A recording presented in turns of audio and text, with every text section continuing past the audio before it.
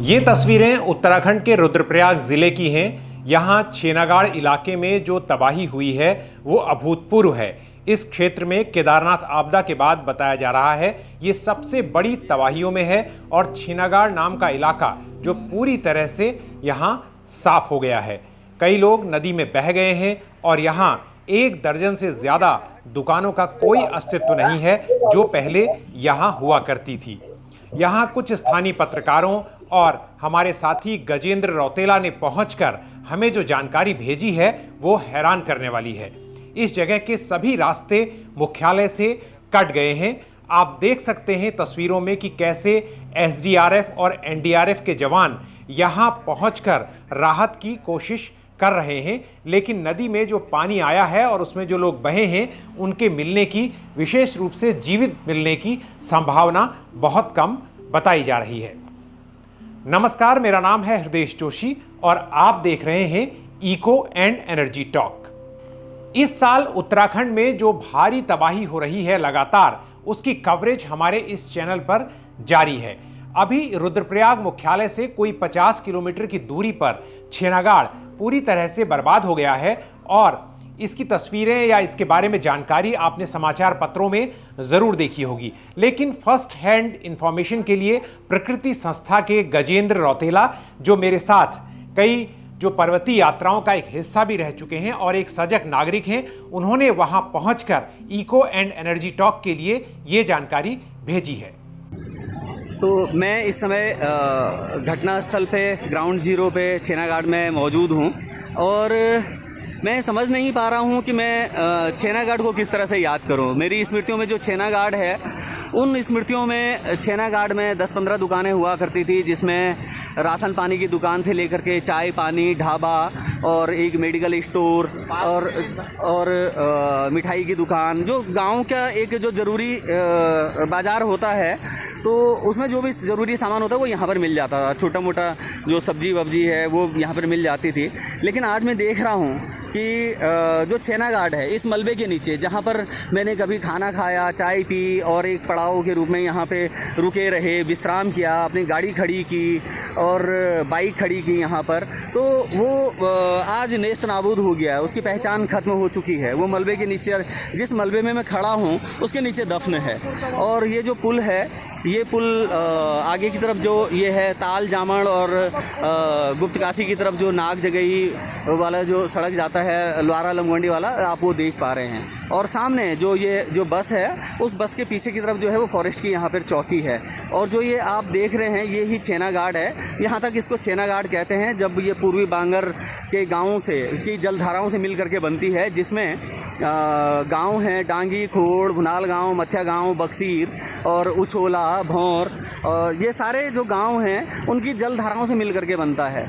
और जब मैं यहाँ पे कार्यरत था तो ये जो उछोला वाली सड़क है जो आप इस फ्रेम में देख रहे हैं पीछे की तरफ, जहाँ ये एक जेसीबी भी काम कर रहा है, तो वो नहीं थी। यहाँ तक कि तब यहाँ पर लाइट भी नहीं थी।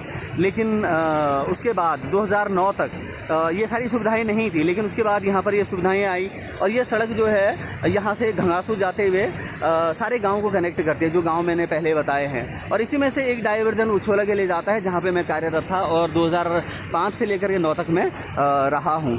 तो मेरी स्मृतियों में यहाँ पर एक उछोला के ठेकेदार देव सिंह जी हुआ करते थे। उनकी दुकान थी, उनका घर था और उसके ऊपर पोस्ट ऑफिस भी था।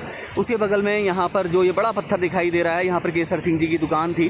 तो ये उनकी राशन परचून की दुकान थी, तो वो यहाँ पर रहते थे और राशन पानी की सप्लाई जो गाँव के लिए होती थी वो करते थे।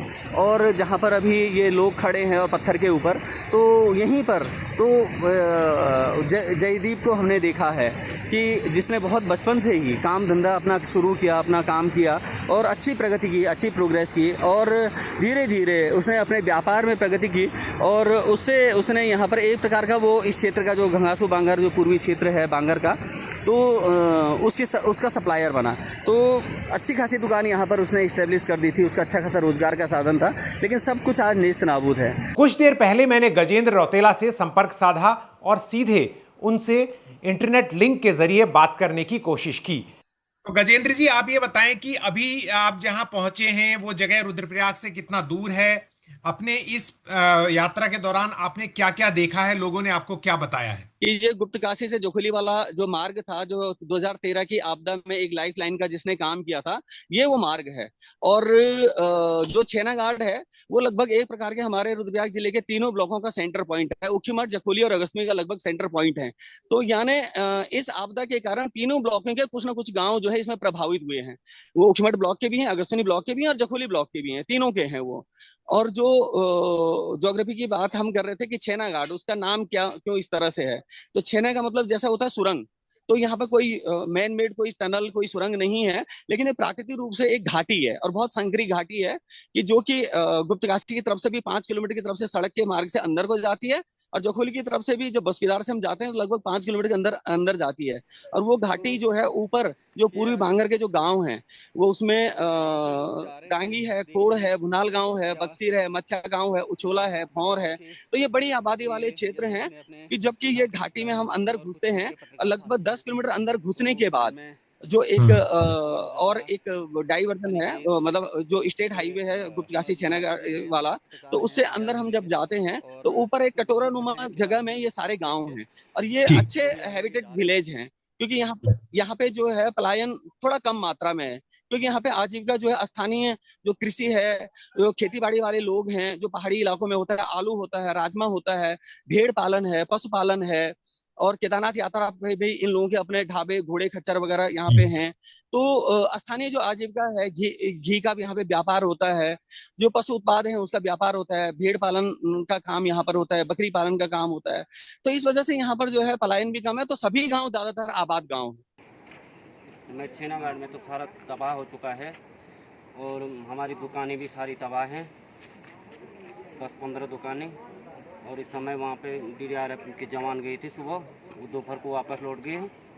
और इस समय एक जेसीबी लगा है, बाकी कोई भी अधिकारी अभी वहाँ नहीं पहुँचे। छेनागाड़ में जो बारिश हुई है जिसने भूस्खलन को ट्रिगर किया है, वो बादल फटने की जो तकनीकी परिभाषा है 100 mm 1 घंटे के भीतर, उसकी श्रेणी में आती है या नहीं, इस बारे में हम इंतजार करेंगे जानकारों की क्या राय है। फिलहाल जो बात मुझे गजेंद्र ने बताई वो आप सुन सकते हैं। मेरे लिए ये एक बड़ा प्रश्न है, और मैं बार बार इसके बारे में सोच रहा हूँ, क्योंकि मैं आईएमडी के प्रेस नोट और उनकी रिपोर्ट्स वगैरह में देख रहा था। तो आईएमडी का कहना यह है कि इस बीच उनके पास में सिर्फ देहरादून के कालसी के पास कोई जगह है, तो वहां का रिपोर्ट हुआ है उनके पास में, मेरे ख्याल से 90 के आसपास, या मतलब 85 या 90 के आसपास का उनके पास में कुछ रिकॉर्ड हुआ है, कि जो सबसे मैक्सिमम जो बारिश हुई है। तो उस पैरामीटर के हिसाब से अगर देखें तो 100 mm तो वहां भी टच नहीं होता है। और यहाँ की वो दर्ज करना बताते हैं कि यहाँ इस पूरे क्षेत्र की, कि वो कहते हैं कि लगभग 48 या 49 mm के आसपास वो बता रहे हैं कि यहाँ पर जो है बारिश हुई है। तो उस लिहाज से तो उनकी दृष्टि से देखें तो ये बादल फटने की घटना नहीं कही जा सकती। लेकिन दूसरी तरफ सवाल ये भी है कि कल जब हम लोग सुबह यहाँ पर पहुंचे, और जो सबसे आसानी से हम बसकीदार पहुंच सकते थे, तो बसकीदार पहुंचने के बाद हम लोग जब पैदल निकले यहाँ से, तो लगभग 6-7 किलोमीटर के पैदल चलने के बाद हम छेना घाट पहुंचे हैं। तो उस 6-7 किलोमीटर के बीच में 9 स्पॉट इतने खतरनाक, इतने बड़े हैं, जैसे कि आप छेना घाट का देख रहे हैं, तो लगभग उसी तरह के 9 स्पॉट हैं। तो 6-7 किलोमीटर के बीच में 9 स्पॉट, इतने बड़े स्पॉटों का होना, तो ये क्या दर्शाता है? ये एक बड़ा सवाल है। मुझे लगता है कि या तो हिमालयी क्षेत्रों के ध्यान में रखते हुए उन पैरामीटरों को दोबारा से सोचना चाहिए, या कुछ और इसके और जांच पड़ताल या और रिसर्च होनी चाहिए, या उसका कुछ और नाम हो सकता है, तो मुझे मालूम नहीं, ये तो जानकार और एक्सपर्ट लोग बताएंगे। और वहां पर अभी तक जो ऑफिशियली जो हमारी लोगों से बात हुई है, ऑफिशियल से बात हुई है, तो उनका कहना है कि लगभग वहां पर 9 लोगों के दबे होने की सूचना है। तो कल मैं जब एनडीआरएफ के लोगों से बात कर रहा था, तो मैंने उनको पूछा कि अभी तक क्या कोई ह्यूमन रिमेन्स कोई मिला है या मिलने की संभावना, उन्होंने बिल्कुल मना कर दिया कि नहीं, कोई संभावना इस तरह की कोई दिखती नहीं है। और सबसे बड़ी बात यह है कि यहाँ पर इतने बड़े पैच में सड़कें अवरुद्ध हैं, आने का कोई साधन नहीं है। तो 2 जेसीबी, छोटे जेसीबी यहाँ पर काम कर रहे हैं, और जिस तरह से यहाँ पे बड़े बड़े बोल्डर आए हुए हैं, तो मुझे लगता नहीं है कि उन 2 छोटे जेसीबी के कारण से ये सड़कें यहाँ पे खोली जा सकती हैं। उसके लिए मशीनें किसी न किसी तरह से पहुंचानी होगी, क्योंकि ये 3 तरह से सड़क से जुड़ता है, एक तरफ गुप्तकाशी से, और एक तरफ ये जखोली की तरफ से, और एक तरफ ये अगस्तुमनी या चंद्रापुरी की तरफ से जुड़ता है। तो तीनों मार्ग आज की डेट में अभी भी अवरुद्ध हैं। छेनागाड़ की तबाही के साथ हम ये देख रहे हैं कि हिमाचल, जम्मू कश्मीर, पंजाब, महाराष्ट्र हर जगह अतिवृष्टि हो रही है। वैज्ञानिकों का और मौसम विज्ञानियों का साफ तौर पर कहना है कि ये चरम मौसमी घटनाएं किसी न किसी स्तर पर जलवायु परिवर्तन प्रभाव से जुड़ी हुई हैं। आने वाले दिनों में ऐसी घटनाओं की संख्या और इनकी मारक क्षमता और बढ़ेगी। जाहिर तौर पर सरकार को न केवल लोगों तक पहुंचना है, उनकी मदद करनी है, उनके आर्थिक नुकसान को की भरपाई करनी है, जो उनके यहाँ लोगों की जान गई है उसकी जगह रोजगार पैदा करना है, बल्कि सरकार को ऐसे समावेशी मॉडल को भी लाना है जिससे इस तरह की आपदाओं के प्रभाव को कम किया जा सके। हम इस पूरे मामले पर लगातार नजर रखेंगे। इको एंड एनर्जी टॉक पर यह कवरेज, सरोकारी कवरेज जारी रहेगी। अगर इस बारे में आपके कोई सुझाव हैं तो कमेंट बॉक्स में ज़रूर लिखें। कोई ऐसे वीडियो, कोई ऐसी जानकारी जिसके बारे में हमें वीडियो बनाना चाहिए, वो भी ज़रूर बताएं। अगर इस चैनल को आप पसंद करते हैं तो सब्सक्राइब ज़रूर करें और दूसरों को इस चैनल के बारे में, इस वीडियो के बारे में और हमारे चैनल पर उपलब्ध दूसरे वीडियोज़ के बारे में ज़रूर बताएं। हम नए वीडियो के साथ आपसे जल्द ही फिर मुलाकात करते हैं। नमस्कार।